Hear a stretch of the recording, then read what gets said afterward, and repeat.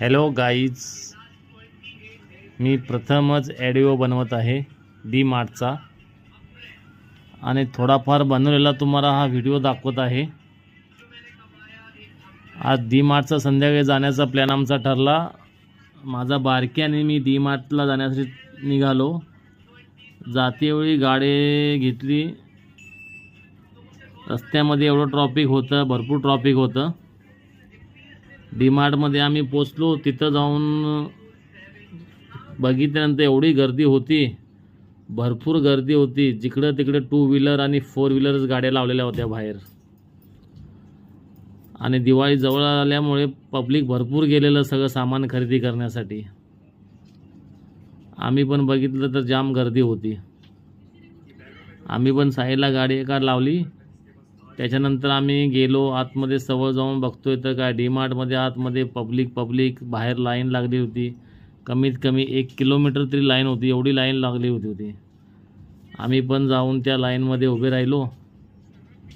बारक्या माझा बोलतोय, पप्पा चला घरी जाऊ। मी बोललो त्याला आता घरी जाण्यापासून आपण एक थांबू लाईनमध्ये आणि तिथून आपण सामानच घेऊन जाऊ। मग काय आम्ही लाईनमध्ये थांबलो। थोडाफार व्हिडिओ काढत आपण टाईमपास केला आणि जसं जसं पब्लिक सरकत गेलं तसं आम्ही पण हळूहळू आतमध्ये जाण्याचा प्रयत्न केला। डी मार्टमध्ये आम्ही चाललो होतो थोडा आणि काय पब्लिक इकडे तिकडे हालचाल करत होतं। हळूहळू पब्लिक आपलं जात होतं। तिथे गेल्यानंतर सिक्युरिटीवाल्याने आपली बॅग चेक केली। परत लाईनमध्ये उभे राहिलो आम्ही।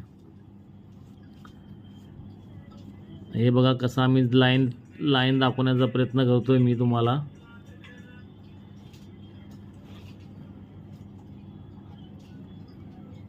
तिथून आम्ही गेलो आतमध्ये, एंट्री मारला। हा बारक्या माझा ट्रॉली घेऊन आला। आतमध्ये एंट्री मारल्यानंतर अरे बाबा बघताना पब्लिक आतमध्ये पण गाड्या लावायला पण जागा नाही, ट्रॉल्या त्या लावायला पण जागा नव्हती आणि माणसांना फिरायला पण जागा नव्हती। एवढं पब्लिक आतमध्ये। आता कसं करायचं, 2-3 तास तरी जाणार आमच्या ह्याच्यात। सामान तरी थोडंच घ्यायचं होतं। बारक्याला बोललो फटाफट घे सामान, मी ट्रॉली घेऊन उभे राहतो, तू जाऊन घेऊन ये फटाफट पळून। त्यानं मग काय हे आण ते आण हे आण केलं।